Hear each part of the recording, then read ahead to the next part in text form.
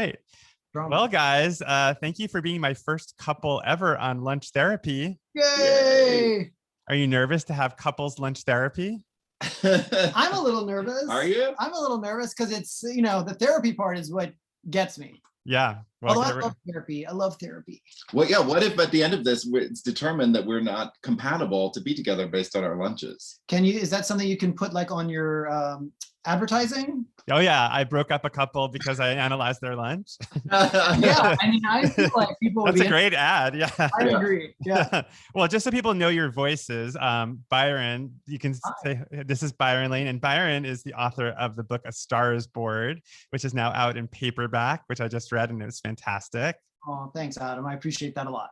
And then we have Steven, who is Byron's husband, and Steven has plenty of books, but he has a brand new book out called The Guncle, which is in bookstores and hardcover. And I just saw it at Book Soup in LA, and it's taking the world by storm. So congratulations. Thank you. It's been quite a summer. People love it. So tell us about, just so we can, people can know. Do you want to tell us quickly about your books and how they're doing and what the story is and why people should buy them? So A Star Is Born is a novel inspired by the 3 years I was personal assistant to Star Wars actress Carrie Fisher. And it's the story of a celebrity assistant who's trying to manage his eccentric and wild movie star boss, the ups and downs of their friendship, the love that grows between them, and some crazy antics along the way. We got some great reviews from New York Times, LA Times. And from me on Goodreads. I don't know if you saw it, but I wrote a great review. Yes, I'm so grateful to you for that. Thank you, friend. Yes. If readers aren't aware, that is so incredibly helpful to authors. So just rating, reviewing on both Goodreads and Amazon and sites like that. It really does help sort of trick the algorithms and help people discover new authors. So. It's so funny because I'm sure you guys do this too, but and Craig does this with his movies, but the bad reviews, like the one sentence bad reviews, are the ones you memorize and know forever, and the good reviews are the ones you forget. Of course. I've started, when I take notes on calls about other projects and whatnot, of writing the good stuff too. I used to just write the stuff I needed to work on. To write the good stuff so I can go back and be like, oh, okay. It's so funny because total failure. I think it was with Craig's first movie. He can quote verbatim. I think it was maybe the Seattle Times just wrote a bad review and he can literally recite it. For me, my funniest one is I did a Google talk when my cookbook came out and I wore a bow tie, and somebody in the comments on YouTube said something about this guy makes me want to strangle him. No. Yeah. You had a really good one. Oh goodness. I just did a sort of authors read 1-star reviews sort of thing that was on YouTube. It was like a Jimmy Kimmel mean tweets sort of thing. But there was one about my book, the editor, that was just like, oh goody, another book about New York. And I was like, what is wrong with New York? That's really funny. There are endless stories for New York. In my first book, Lily and the Octopus, there was one about the dog dies or something, something I couldn't care less about this dog. Oh my God. Oh no, this was my dog. Wait, so Steven, tell everybody about the Guncle so they can go out and buy it. Yeah, so to finish up, A Star Is Born is just out in paperback, so great time to pick it up. And the Guncle just was published in hardcover in May. And for anybody who doesn't know, although I'm sure all lunch therapy listeners are cultured enough to know that a Guncle has become sort of very popular slang in the past 5-10 years for a gay uncle. But more than that, it has almost a slight connotation of larger than life personality, kind of an anti-mame kind of character, and certainly this story is meets that definition, where Patrick O'Hara, who is a retired television star living in Palm Springs, is tasked with taking in his niece and nephew for the summer after a family tragedy, and it sort of brings about a season of healing for all three of them. Did you name him Patrick because the author of Anti-Mame is named Patrick? I did. Good. That was good.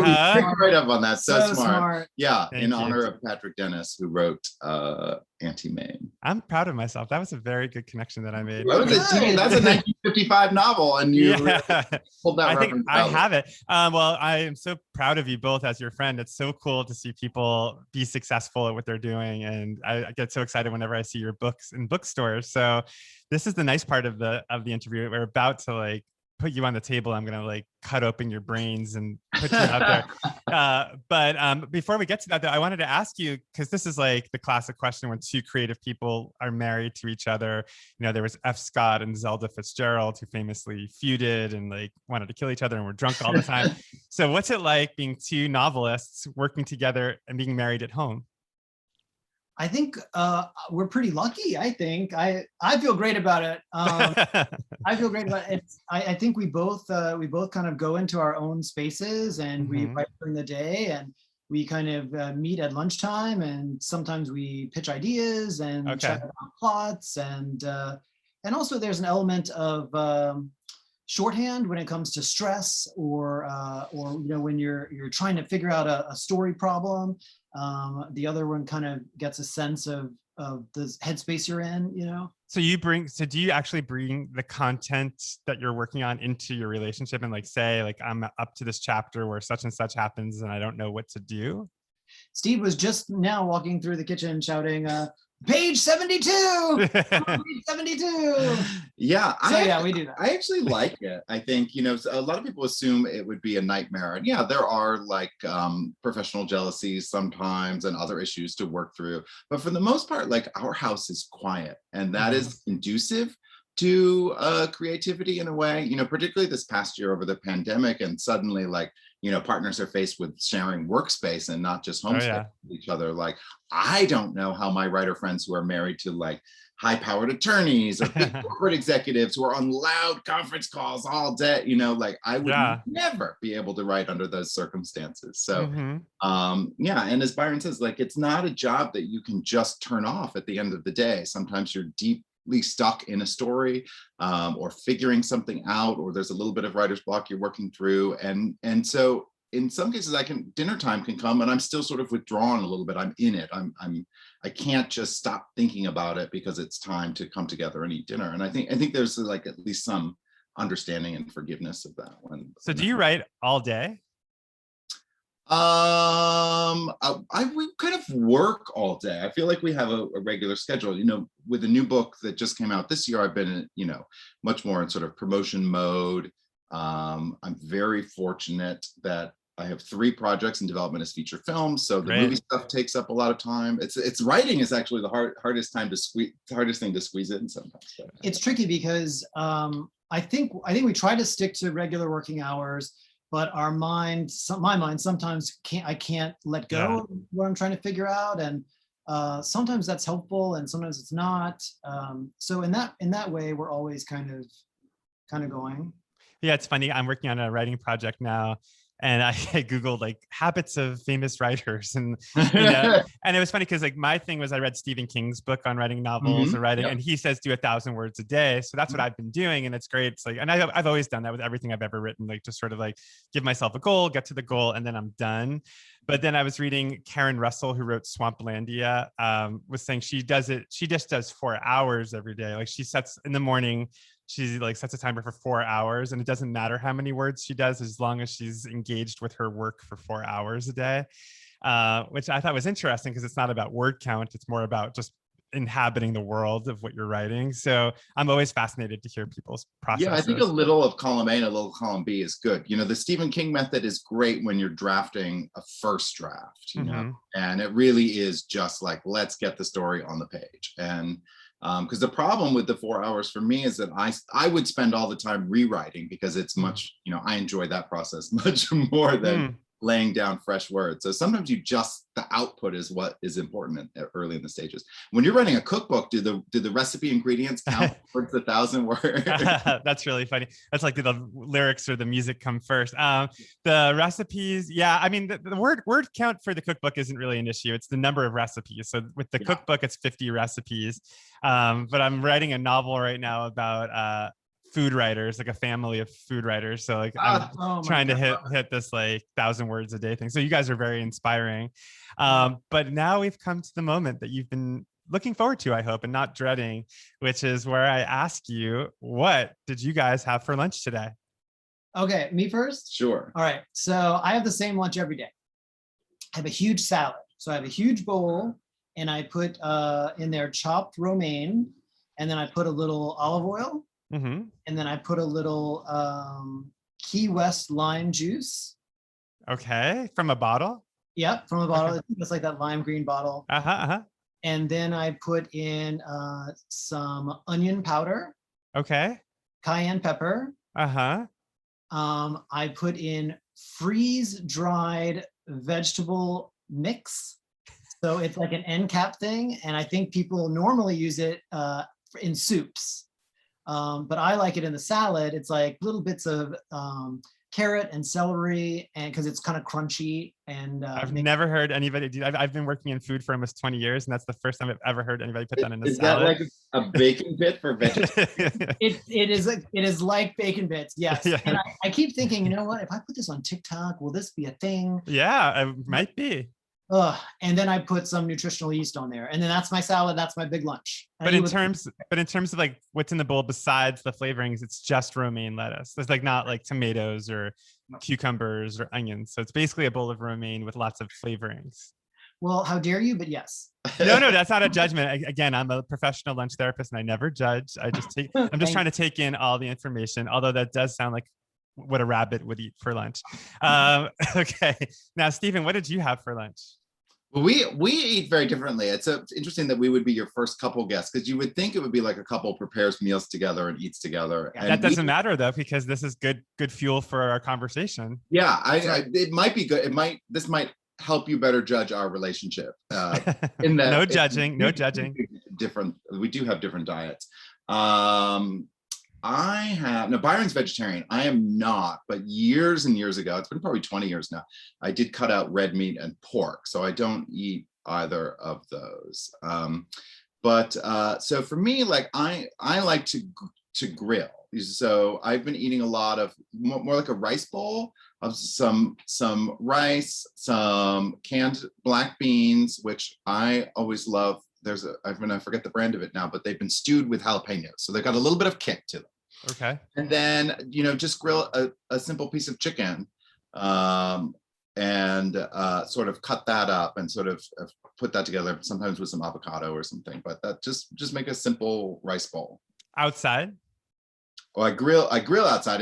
We live in Palm Springs, so now it's 115 degrees outside. It's not pleasant to eat lunch outside at the moment. No, I can't imagine. Yeah. It is beautiful to eat lunch outdoors in February. So. But today with your grilled chicken, did you go out into the 115 degrees? I ran out, turned on the grill, slapped the chicken on, and ran back inside. Yeah. Great. Well, I mean, it's funny because Craig and I are very different people.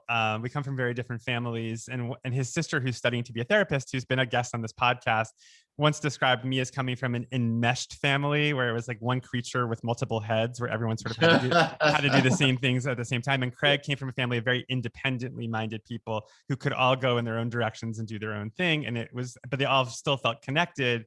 They didn't need to be involved in everyone else's choice. So it sounds like you guys as a couple are much more column B, where it's like you're both living your independent journeys, but you're still united in your relationship. It's just you give each other space to do what you need to do.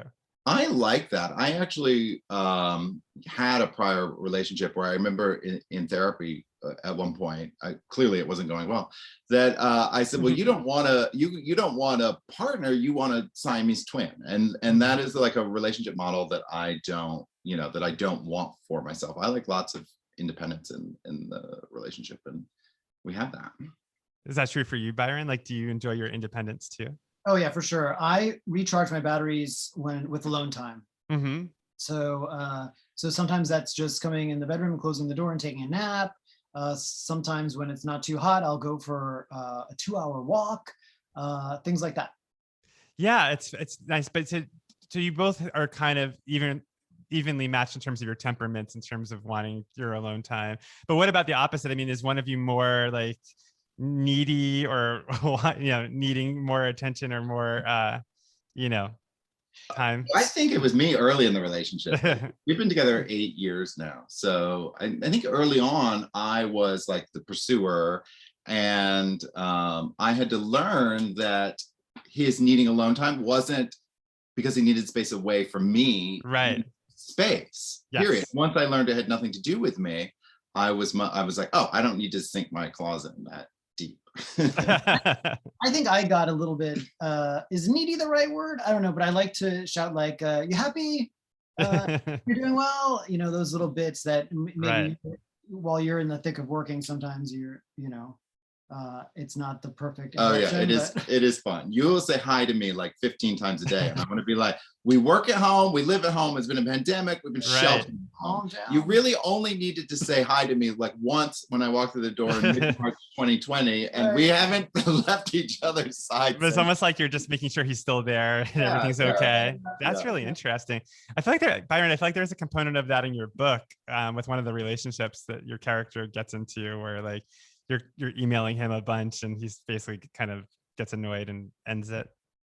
Yeah, I think I've gone through waves of learning about personal space and boundaries and all that stuff. And we had a this is Steve and I had a moment in real life that inspired a moment in the book. And that was one night I got home from work, and Steve and I had a date, and I was like exhausted. I just wanted to stay home. I didn't want to do anything. And so I reached out to him and I was like, hey, I'm just bummed. Can we cancel, reschedule, whatever? And he said to me, of course, I'm here to make your life better, not more complicated. So, have a great night. And of course, as soon as he said that, I was like, come over now. Right. That's all you wanted to hear. Yeah. And that's so nice. That was a real turning point. It was a real turning point for me, and of knowing that I can trust him to care about what I need. Well, okay, here's some like more like typical questions though about like food and couples and relationships, because there's the obvious one that people always ask us, which is who does the dishes? I do more dishes, I think. Do you think? Oh my gosh, like throughout the day, I'll load the dishwasher when there are dishes in the sink. Yeah, we actually have a dishwasher now for the first time, which is new for us in the past sort of year and a half, because we were doing everything by hand before. I think we're largely independent. That is true. I use fewer dishes. Is that true? I feel like it. I feel like I've hit like a very, very raw nerve here about dishes. I mean, I wish there was a fight about the dishes, but yeah. The last yeah. Oh, go ahead. Sorry, I keep interrupting you. No, you finished. You're the patient. Go ahead. Oh my God. The last few nights, sometimes if we're watching something and I'm checked out, I'll go like tidy the kitchen. But for the most part, I think we do our own thing. Yeah, I do. I guess I do use more dishes too, because I think sometimes I get frustrated that you will just do the bare minimum to food. Sometimes feels more like a function of staying alive for you, whereas I will take steps to make something properly and enjoy it. Like I could not eat cold pizza. I understand people like it, but I also can't eat microwave pizza. Like it has to be warmed on a pizza stone in an oven. Same thing with broccoli. Yeah, I want it properly steamed or sauteed. I won't I don't microwave broccoli. You'll microwave everything. But so I just have one bowl. Then you just have, then you don't have any dishes or pots and pans. Whereas I've got the pots and pans to scour. Well, that's really interesting. So Byron, where does your lack of interest in food come from? And Steven, where does your interest in food come from? Like, did you grow up in different kinds of families where there's different priorities put on that kind of stuff? That's a great question. I think mine is just a function of laziness. Honestly. God, what's the word? Utility. I grew up in Louisiana, so north of New Orleans, and my parents were divorced. So when I was really young, mom did the cooking, and that all seemed very traditional. But I wasn't like in the kitchen. It was just like, oh, it's time to eat, and race down, eat, and get on with my day. Kind of. It wasn't a big deal. And then dad cooked meals too, but they were, I don't know. It was the same thing. It always seemed very functional to me. But even near New Orleans, like, did you ever go out to like New Orleans restaurants and eat like fried catfish and all that kind of stuff? I took all that for granted. So like, you could get a catfish po' boy on any corner. You could get it at the gas station.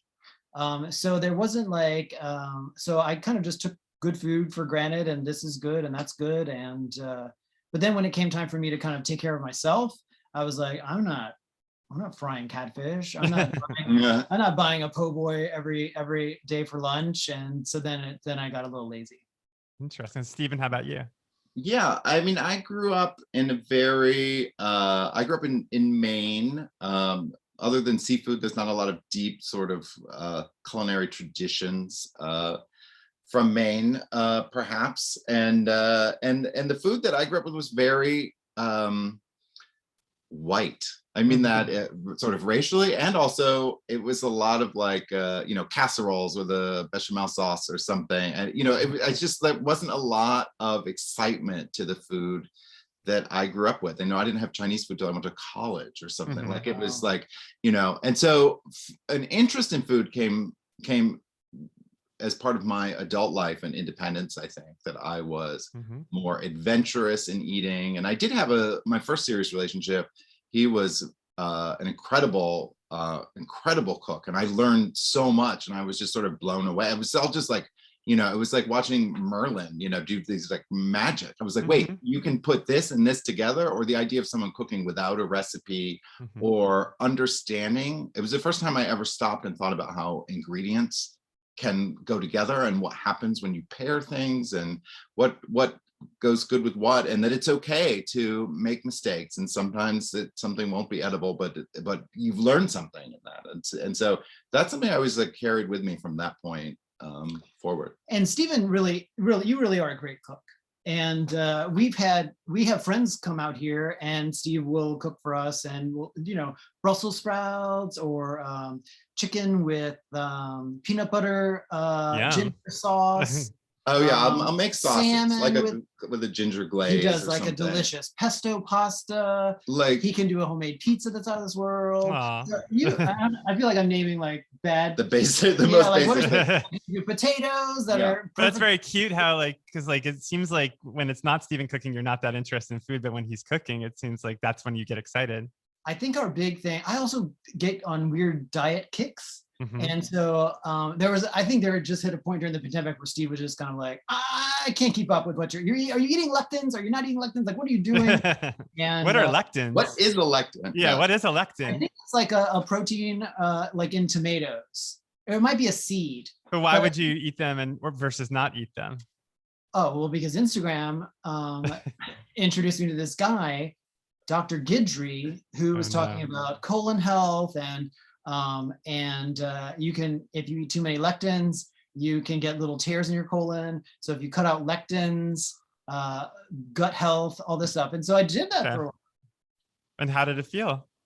I felt nothing different. And so I went back to okay. Yeah, don't believe everything you read on Instagram, it really is. It is. Listen to that preface for everything. That it will be like, I saw it on TikTok, or I read it on Instagram. Yeah, and you will rearrange your whole life based on it. I don't have the energy for that. I know it's true. Well, as you're talking about diets and like Instagram fads and stuff, the other elephant in the room is that we're all gay men, and like we probably all know and are friends with guys who prioritize their bodies over what they eat, or that's a huge struggle, like how they look versus how they get to feed themselves. And for me, like I made my decision long ago that I'd rather eat whatever I want than have like 6-pack abs, but that's my decision. But I'm curious how you both navigate that, living as you do in Palm Springs, where you're surrounded by beefcakes everywhere you turn. Well, one advantage to moving to Palm Springs is, even though I just turned 50 earlier this year, I'm young again in Palm Springs. So I'm the fresh beefcake in Palm Springs. But I just mentioned that because it's something that my relationship with food and body image and whatnot has changed with age, and certainly my metabolism has slowed down and whatnot. And you're right, we do live here in the desert where we have a swimming pool and we have guests out, and everyone's not wearing very much in the pool, and so to me though, now like every inch around my waist or something is a meal. I look at it as a meal I enjoyed with friends, or drinks that I had, or travel that I've done. Like I try to look at it that way. It is truly life experience, and I love that. That's like rings of a tree. Yeah, there should be more and more rings all the time. Yeah. But I've got those too. I love that. You're gonna be my new diet guru on Instagram. Yes. Yeah. but as I grow older, I was like, those are the things, I've never regretted a great meal. I've just never, I will carry that with me forever. And yeah, I don't know. I think it evolves over time, my feelings about it. And how about you, Byron? Are you somebody who's struck a balance between like body image and eating, or is that something that you still, or something you've struggled with in the past? When I was younger, the complaint was always I was too skinny. Mm-hmm. Too skinny. I used to have old ladies. I grew up Catholic, and old ladies in church used to pull me aside and be like, every time you drive by Wendy's, you should just go get a Frosty. That's why my grandmother always said to me to drink more milkshakes when I was a kid. That was a big thing. Yeah.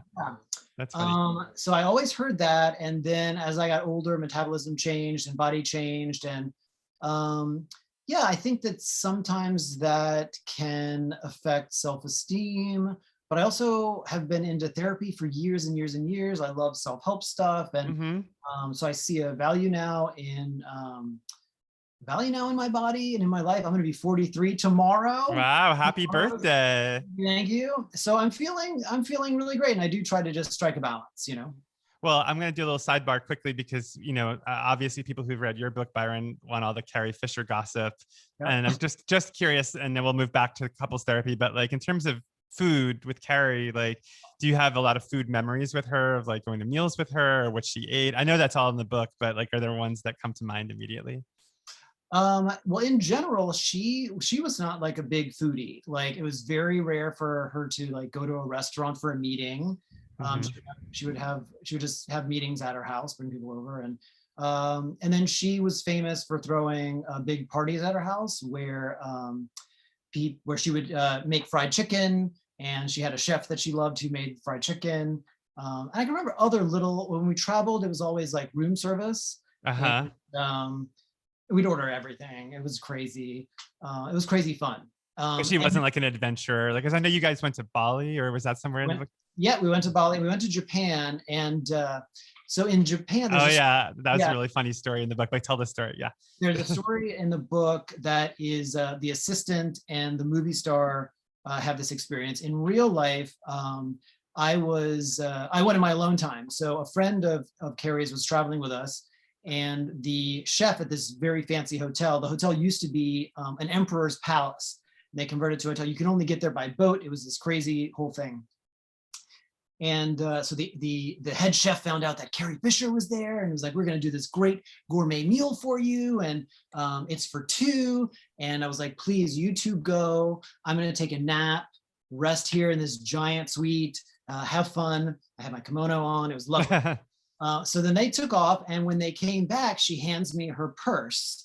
And I open it up. And what happened at dinner was she was being served sushi that was very fresh. It's like some of it living, some of it still moving. Right. It wasn't her thing. So when the waitresses would leave the room, she would open her purse. She was on Jenny Craig at the time. And so she would open a bag of like sugar oats, pour them into her purse and use the cellophane to start collecting the sushi that she didn't want to eat. And eventually it spilled out of that. Anyway, she brought me this purse, and I had to take it to the balcony where the river was flowing beneath us, and I just flung all of these little packets out into the water, and hopefully they're all fine. Yeah, you're probably like a hero in the underwater community right now. That's right. Yeah, wow, that's such a good story. I'm glad you told that. Well, I'm curious for you guys. So when you travel together, or when you are in a new city, is food a priority? Like, are restaurants a priority? Like the two of you, like as a couple, like, and who's the one who makes the reservations and who's the one who does the research? And is that what's guiding your trip, or other factors? Two things. One, oh my God, I'm jumping in. No, please. One, I think in the future, it's going to be more of a factor because we've sort of flown by the seat of our pants a little bit on our last few trips. And I think that maybe, I don't know, I'll be curious if you agree. But then the second part is Steve, I think. Steven mostly is in charge of, he kind of leads the thing. When I'm hungry, I'm just like, there's a place. We would not travel well together. No. I'm going to New York next week. I literally have like every morsel planned that I'll be putting into my body. Oh, happiness. Yes. But how about you, Steven? What's your take on it? Yeah, it's funny when going to someplace like New York, there are obviously like new things that I've read about that I want to try, but I used to live in New York for a little while. So they're old favorites too. And there's like things that are, sort of like New York staples for me that I want to revisit. With traveling, yeah, I think you and I travel very well together, but I am probably like, I don't know, in general, well, maybe this isn't fair. I was gonna say a little more planner, but I don't know if that's true. But with restaurants, certainly, like I like having the ability to discover a few things while we're there, but also knowing that we have one or two reservations also, so that we can take the pressure off of a certain night. And also, and we learn along the way. So when we went to Venice in Italy, they told us the specials, and we were like, okay, let's get that the salt crusted fish. And we're like, okay, I'll get that too. It sounds so good. So we got two, and we had no idea what was in store. It was basically, each dish was sort of for two. There was Yeah. huge fish. it was enormous fish under a mountain of rock salt. Yeah, like hard rock salt, and they had to come by and crack it all open. It was a whole production, and so we kind of over ordered there. Yeah, So they should have told you. They should have warned you. That's not fair. Oh, Um, yeah, we got them. They got it. So I was going to ask you, in your 8 years together, is there a meal? This is almost like the newlywed game. I feel like you each should have your own answer and see if it's the same. But is there a meal that stands out as the best meal that you've had together? Wow. I think it was Paris. And where did we go? Byron had a friend who was living in there, and a sort of American expat who was living there, and her husband was a chef at a Michelin-starred restaurant. And I can't remember the name of the restaurant offhand, but it was one of these things where we never would have been able to get into, but he got us in at like 11 o'clock at night, and we could just do the tasting menu or something, like some experience that we wouldn't have gotten to have otherwise. It was off the beaten path. It was small, so it was very intimate, and there were just a zillion courses, I remember. Yeah. I think we ate, this was before you were vegetarian. Maybe. Right, because we just ate whatever they put in front of us. Yeah. Vacation rules. Yeah, vacation rules. That sounds really fun. That sounds like a great experience, like especially to know somebody so that can like get you in somewhere like that. Well, I'm curious, like, so when we talked about your lunch, we talked about like independence and each being on your own track, but is that true throughout the day? Is that true for breakfast? Is that true for dinner? Like when do you guys rejoin your separate machinery and make a decision about food? Yeah, I think I miss sort of the intimacy of cooking a meal and both sharing it sometimes, but now we've sort of replaced that with, well, I would say that like the pandemic affected things. So we obviously live together, we both work at home. There was a lot of togetherness, and the pandemic only exacerbated that a bit, as we stopped traveling for work and whatnot. We were together a lot, and so I think we exercised a little bit of independence and alone time by either staggering our sleep schedules a little bit, and it seeped over into food prep also. I think it was just like I haven't left, particularly like early in the pandemic when you're like, I didn't even leave the house today. Then I'm going to treat myself by cooking something that I want, and I'm not we're not figuring out dinner together. It's just something I'm doing for me. So and I think that's sort of carried through. But now that we've been back at restaurants and whatnot, now we'll have a date night, sort of stands in for the intimacy of a shared meal. It now becomes, like a shared, even though we're not eating the same thing in a restaurant, it's a shared experience. So having date nights again and eating in restaurants have been very special. And we're definitely very different for breakfast and lunch, but sometimes we come together at dinner. I would say more often than not. Yeah. We just make sure our dinner is ready at the same time. And do you guys have favorite Palm Springs spots for people who are listening who are going to go there and on vacation sometime? Yeah, honestly, one of my favorite meals here is the Rooster and the Pig. I knew you were going to say that's my favorite place. Yeah, like Vietnamese fusion, which doesn't sound like something you might want when it's 115 degrees outside, but it is wonderful. I mean, the food there is just incredible. And they never used to have takeout, and then over the course of the pandemic, they had to switch their business model, and so you could get takeout, and I'm not sure what the status is at the moment. I don't know. But that was a sort of a real joy. we love 849. Is that the one? It's numbers, but I don't remember the Oh name. yeah, I know that. Yeah. And Mr. Lyons is special occasion. We're gonna go there Oh tomorrow. yeah, love that place. Yeah. I love Mr. Lyons. I still am obsessed with like a 1950s sort of red leather horseshoe booth steakhouse. Even though I don't eat steak, I want a tableside Caesar. I want a big martini, and and I'll order a piece of fish or something to go with that. But I still love that sort of classic Palm Springs 50s sort of steakhouse feel, Sinatra backpacky and kind of feel, even though it doesn't really match my diet, but I still obsess over that. Yeah, that's a great atmosphere. It's so funny because now I associate it with a fight that I had with friends during the pandemic about Woody Allen. It was like a stupid conversation. I'm not even going to rehash it. Wait, did someone come down pro Woody Allen? Well, this was right when the documentary had started and we were all watching it, and it was like the first episode before it got to like the really damaging stuff. And so like there was just a lot of conversation, but it got so heated. And like the waitress came over and was like, "I'll come back." Like, and now it's like one of those fights where it's like that's all I'll think about for the rest of my life when I think about Mr. Lyons Steakhouse. Oh no! But it's really good food. But actually, a good question for you guys, which I've never asked you before, is what's it like to move to Palm Springs? Like, what's it like to leave LA and live there?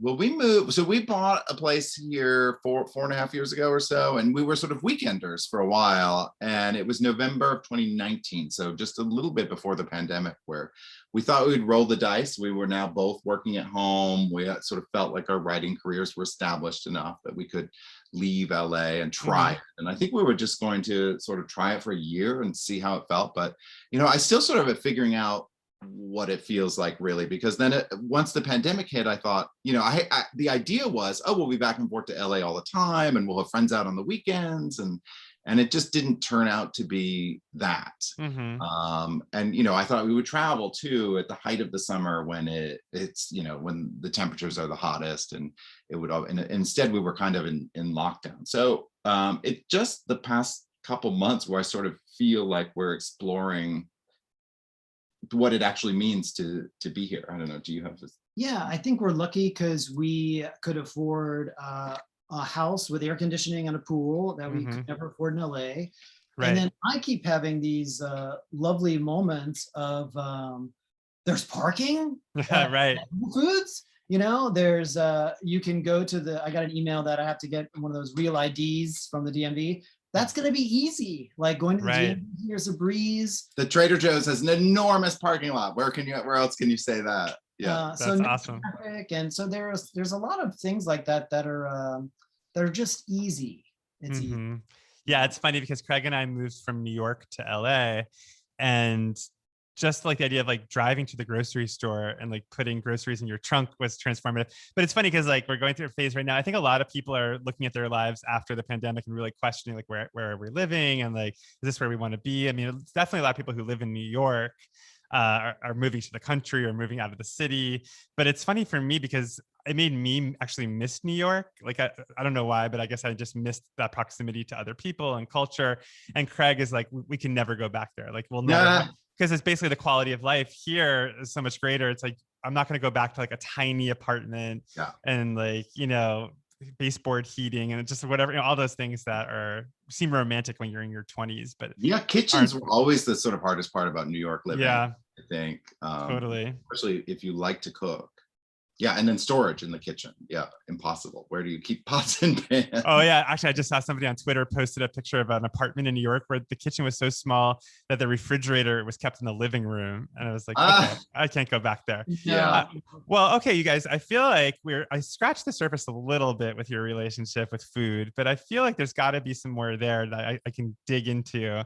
But I asked about your families, I asked about growing up, I asked about cooking, separate dishes, we got to that. Are there any areas that I haven't touched on yet that feel like live issues in your relationship as it concerns food?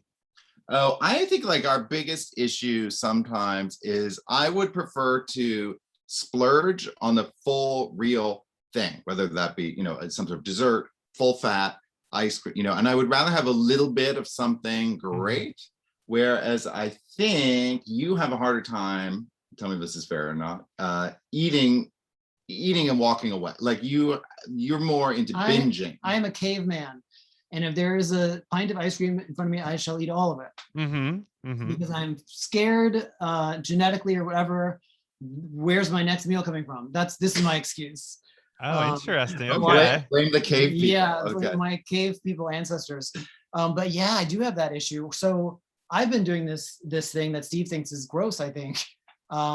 Steve is nodding for those who can't see us. Yes. I saw a thing on TikTok where you can make protein ice cream, which is basically just almond milk, protein powder, powdered Byron, I'm sorry, not to judge. And then you fill the blender with ice. And so you get like 4 servings of this ice cream textured yumminess. And so I'll eat 4 bowls of that and it's like 250 calories. And I'm like, great. And like last night, Steve was like, no. It tastes like if you fill the blender with ice and then put Dawn dishwashing soap in it. Yeah. That's what it tastes like. What about the butterscotch one? That was the least bad. Well, if this was real, I would rather have that pint of full fat ice, and I will eat. I can eat it in 5 or 6 servings. It's okay.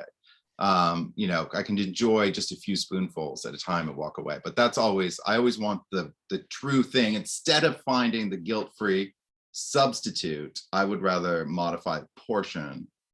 Well, if this was real couples therapy, I would ask you, Steven, how does it make you feel when Byron eats his protein ice cream? It's fine if it's fine. Basically him just eating ice. And if he wants to get up and pee all night, then that he can, thank you. He can do that. But it has required me to hide some food around the house because there are things that what do you have hidden? I think like peanut butter or something in the past, like jars of peanut butter, because I want every once in a while I want a spoonful of peanut butter or a little bit as in my protein shake or something. And I just like garbage, like Skippy or Jif kind of peanut butter. Me too.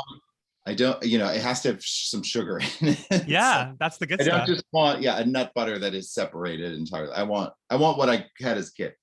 And you will just eat it you will eat the whole jar for, if I turn my back for 5 seconds and you know where it is. So I have little things like that squirreled away around the house, which is hard to do when it's 115 degrees, by the way. There's certain things you can't. Yeah, they're going to melt in the sun. They're going to melt.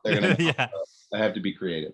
Well, Byron, I'm curious, and I know this is something you've written about before, and it's on your Instagram, and I think you made a web series about it, but you're a cancer survivor. Yep. And I'm curious if your experiences with cancer inform your diet now, like in terms of healthfulness and mindfulness about what you're eating. Oh, man. I think during chemo, so you went through chemotherapy last year, and during chemo, like you were more free with yourself, allowing yourself to enjoy food or getting food that you want and not worry about the sort of diet aspect of it too much. And sometimes with chemo, that's just necessity. You can only keep down what you can right. keep down. But it was nice to see you enjoy food in a way, or have or you use food as celebration too for getting through a week of treatment or something, like to do something special. Because I always feel food has a celebratory, or many foods have a celebratory aspect to them. And the problem is when we eat celebration foods as daily staples, right? But that's my issue. Yeah But I'm curious, Byron, like for you, like in terms of like mindfulness about like what's in your food, is that something that's on your mind when you eat? It really has just gone in phases. So right after chemo, I was really serious about like trying to cut out or reduce sugar, those kind of things. Gosh, I wish I was more of a champion of juicing or whatever. What's that lady? She was on Three's Company. Oh, Suzanne Summers. Yeah, like I think she's like a hardcore. You like cannot be a Palm diet. Springs resident. Yeah, Suzanne Summers. Yeah, she got robbed on like camera. Yes, recently, right? on a live, on a Facebook Live. Crazy. Yeah. So, but I haven't done that, and for a while I was vegan, and I will say like this is not. I lack the willpower to be a vegan with cheese in the house and stuff like that. And I lack the willpower to cut out sugar or something when there's Skippy in the pantry. Mm-hmm. Like, So maybe I'm not a supportive partner. Maybe this is just as a partner, but I have to draw a line in the sand at somebody and be like, all right, life isn't worth living without. Yeah. Well, I feel like we're hitting on like a Please. very like Yeah. primal, like universal subject, which I think everybody struggles with, which is like what you put into your body, like is, you know, it's either for pleasure or nourishment, but it's like you have to make these decisions every day. It's like, are you making these, you know, is it about longevity? Is it about pleasure? Is it about enjoyment? Is it about adding years to your life? It's like we all struggle with that constantly. So I think between the two of you, it sounds like you're both finding a balance about, you know, how you manage that, which I struggle with all the time. It's funny because like I go to extremes. So like last week I did smoothies every day for lunch and went to the gym every day. And today I skipped the gym and ordered a Howlin' Ray's Nashville style fried chicken sandwich. Yes. And it's like I genuinely go to huge extremes. It's like either it's like a fried chicken sandwich and no gym, or it's like smoothies all week in the gym. But I have a hard time with balance. Interesting. Yeah, I think I relate to that. Yeah. I've had to just stop eating. I want you to be happy, so I want you to have peanut butter. It's crazy to ask Steven to not buy peanut butter. But is the fear with peanut butter? I just have to ask, like for you, Byron, like is the fear like that it's gonna make you fat, or is it gonna I will consume thousands of calories with peanut butter and honey. I'll take a spoon of peanut butter, honey, and then sometimes I'll do syrup. Oh, it's so good just thinking about it. My body is like it's starting to vibrate. Like, you should go have some peanut butter. I give you permission as your lunch therapist. Thank you. You may have some, but it's interesting because it almost feels like the bowl of romaine lettuce is an opportunity for you to binge, but you're binging on something that's not in your mind bad for you. I remember once we had 2 jars of peanut butter in the house, and you drew with a Sharpie on top, like B for Byron and S for Steve. Like, why are there chunks of honey in my peanut butter? Oh, yeah. And I'm like, oh, I'm making a mess. I'm sorry. So you have separate peanut butter in your relationship. But then I pulled them out of the pantry one day, and it says BS on top. I was like, oh, this is BS. Like this is too much. In sickness and in health and in crunchy and in smooth, Jiffy and in Peter Pan. My trend with the salad thing, which is, low calorie lunch, is that I have been splurging for dinner. So like for dinners, I'll do like a big veggie burger with a big bun and French fries. And so I do try to do that.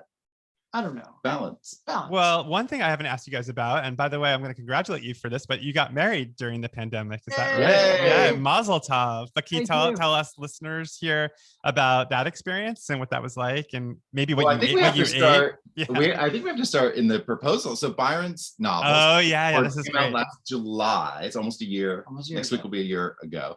But when the final copies arrived at our house, you had me look at the and I thought I knew the book inside and out, because we're each other's first reader. We give notes along the way and all that. But at the end of the acknowledgments, you had added 4 additional words, which were, "Will you marry me?" Aww. And I was kind of stunned. I was like, wait, is this in all the copies? Because the answer is no. Yeah.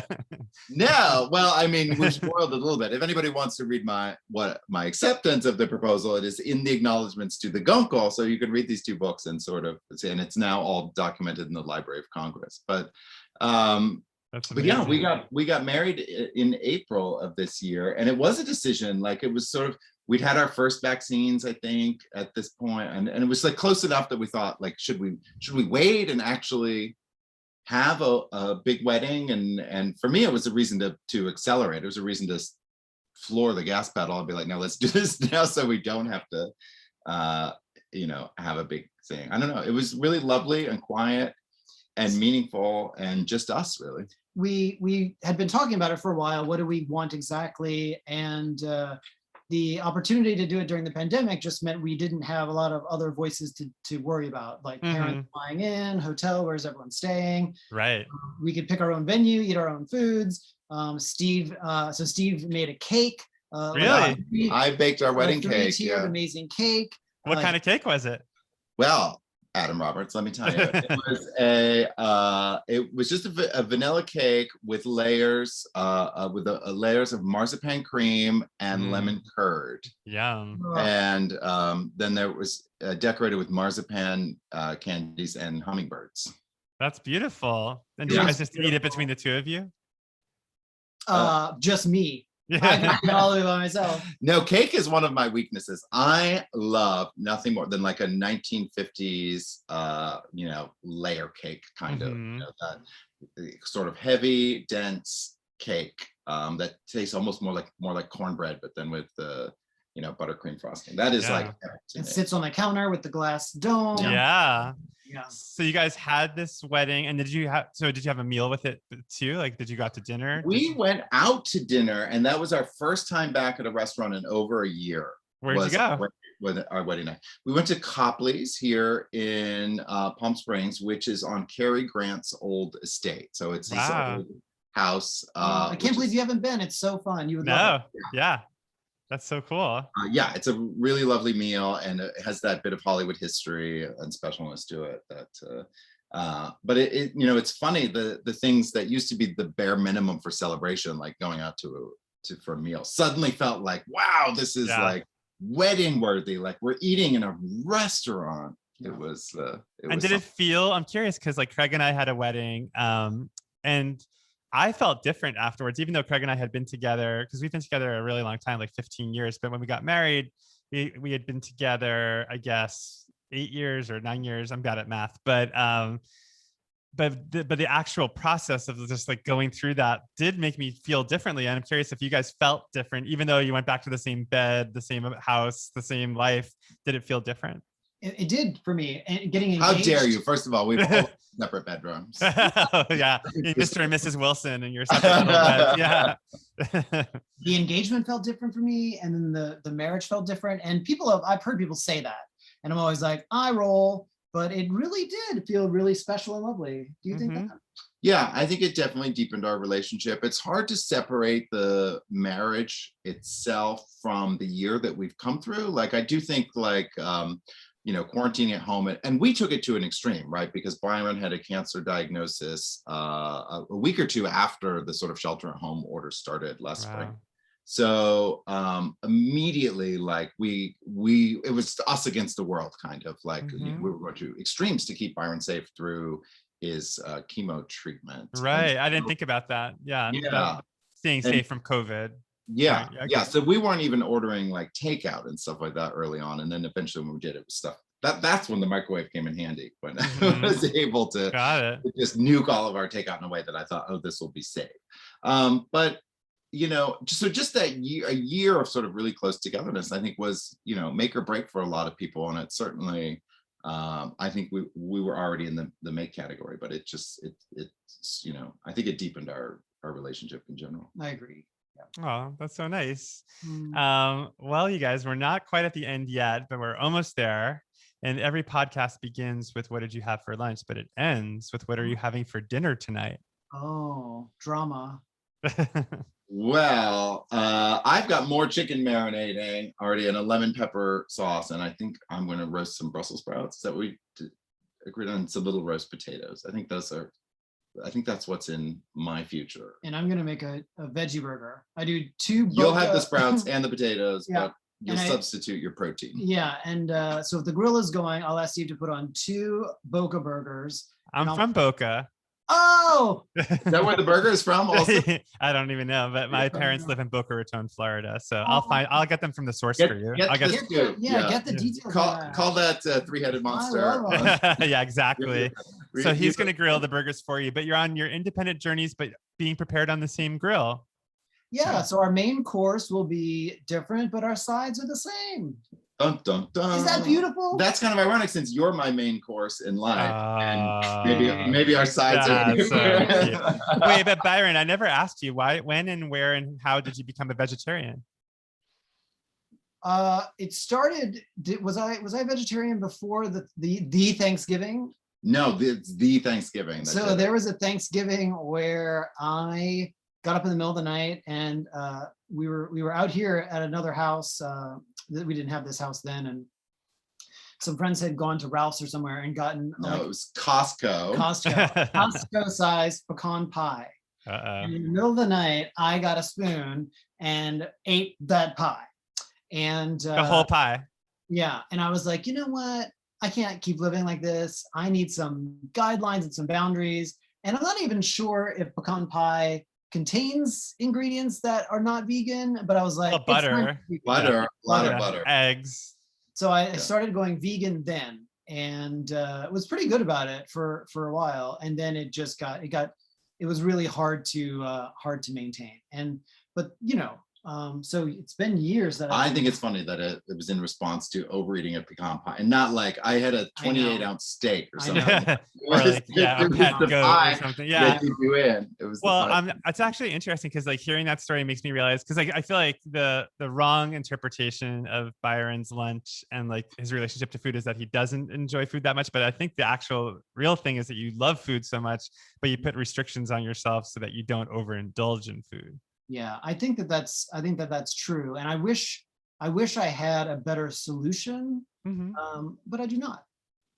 Well, if it works for you? I mean, there's no right and wrong in terms of what you eat, as long as you're enjoying yourself. I mean, are you able to enjoy yourself if you go like to my house for dinner and I serve you a big plate of pasta and a slice of chocolate cake? Is that something you can enjoy?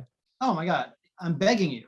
Yeah, I've done it before. You guys have been over. Oh yeah. Oh my God, it's amazing. Yeah. I'm just fishing for compliments. Yeah. But I think that the dividing line for you is you are like, it's like a Game of Thrones episode where you are like, you've got to hold the door, keep that food out of the house, because it's okay to go out and enjoy it once in a while. But if it comes in the house, then you don't want to eat like that for every meal.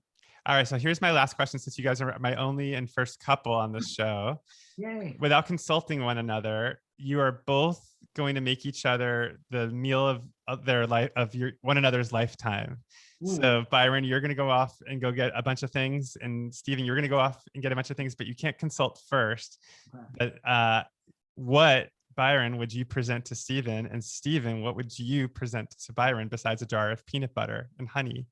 So for Steven, I answer for sure what dessert will be. And that is, I'll bake him a cake based on like Magnolia Bakeries, buttercream, vanilla. Okay. So, I hope it's good. He's nodding. That's good. Right. This is not a test, by the way. This is more about like, how would you express, what you think this other person would love versus like it being right or wrong. For dinner, I think maybe you would enjoy a popover roll. So a hot popover. I'm sorry backward. You know what I mean? Steven's making a funny face for those who can't see, but keep going. And then, gosh, I really don't want you to have chicken. And I know you don't eat red meat. It's really hard to say. What is left? I don't know. That's dumb and delicious and lives in the no helping. That's cheating. Yeah. I mean, I thought about salmon, but Steven doesn't buy himself a lot of salmon, so maybe it would be like a nice piece of fish, that kind of thing. Byron, come on, you could do better. We have cake, fish, and a popover. A popover is very serious. I feel like we need a vegetable. Just throw in a vegetable and we're good. Oh, what vegetable defines Steven Rowley's life? I don't know. Maybe I would do some broccoli that's just like kind of singed in the pan kind of thing. Charred broccoli. Okay. Yeah, what do you think of that? Singed. I love the official cooking terms. Yeah. How did he do, Steven? What would you actually want your meal to be? Well, I would eat that. Well, wait, let me say say yours. Yeah, then we'll do a course correction. Yeah, and I guess this is fair because I've had an extra moment to think about it. But I would love to make for you an incredible, bear with me, like sushi meal, even though you don't eat fish, but come up with incredible things that would give the experience of sushi. So some fun sort of vegetable rolls. I know there used to be a vegan sushi place in downtown LA. I don't know if it's still there. Really? That's cool. Yeah. But they would do things with like, I hate this word, but mouthfeel. And they always say that on Top Chef, the mouthfeel is incredible. Yeah. But like, avocado, an approximated temperature, or some other kinds of like a vegetable blend that might be like unagi or something. So yeah, that would be fun to experiment with, Yeah, because I know lovely. We used to love to get sushi together. What about dessert? Oh my goodness. Well, it would have to be a pecan. Yeah, pecan pie. Come on. A jar of Skippy. Yeah, jar of Skippy. Just get you a bottle of honey and I'd be a in jar of heaven. Skippy. Yeah. All right. So then what would you have wanted your spouse to have made for you? What would you have liked your meal to be? Oh, I think mine sounded pretty good. I think get that salmon. Let's just get some cedar planks for the grill. So just like a very like wholesome, like broccoli, salmon. I don't need to reinvent the base, a nice, a clean piece of protein and, a vegetable and that popover sounds pretty good. I'll take it. Oh, good. Yeah. You did great. And how about you, Byron? Real butter, no substitution butter, no low fat butter, no nothing. Real salted table butter. Got it. And what about you, Byron? Would you be up for the sushi experience or would you have chosen something else? Oh, for sure. The sushi sounds amazing, but I do go through phases where I just eat the same thing over and over. And so I really am in a veggie burger phase. And so that sounds like I could eat a veggie burger with fries right now. So you would prefer a veggie burger and fries to homemade sushi? Is that terrible? Well, it's homemade. No, it's not terrible. Let's not get ahead of ourselves. Yeah. That sushi is a lie. But wow. Maybe I would have done that. Do you want to No, I like my answer. Okay. You guys did great. I mean, this is really interesting because as much as we only talked about lunch and food, mostly, I feel like I've gotten deep insight into you as a couple. Do you guys feel properly lunch therapized? Yes, I think you're very good at this. I think Thank you. Yeah. I don't think you succeeded in bringing us up. So, I never wanted to do that. I wanted to bring you closer, which I think I have succeeded in doing. Have you had Craig on? Have you had your husband on as a guest on Lunch Therapy? And he used to do the intro with me, and people thought he was too domineering. And he got his feelings hurt, and then we stopped doing those intros. But he's dying to come on. He's like, "When are you gonna have me as a guest?" I'm like, he's like my backup. Like when somebody cancels last minute, I'm gonna do Craig, so I can't just use that. I have to wait for the right moment. Yeah, that's a great reason. Well, you guys, thank you so much for doing this, and enjoy your meal tonight of veggie burgers and chicken. And thank you. I will make you that veggie burger. I'm going to figure it out. I want to make a patty from scratch. Lentil, whatever. Mushroom. Oh, I see. You wanted like a homemade veggie burger. And then we'll see if I add the beet juice like an Impossible Burger. Yeah. Oh, you should look up this guy Kenji Lopez Alt on Serious Eats. I think invented a veggie burger that is on there that looks really good. Oh, okay. Wow. Great. That's good to know. Thanks, Adam. All right, you guys will have a great day. And thanks again for doing this. It's so good to see your face. Thanks. Yes, you too. Thank you. Right, bye. Happy almost birthday. Thank you. Yeah.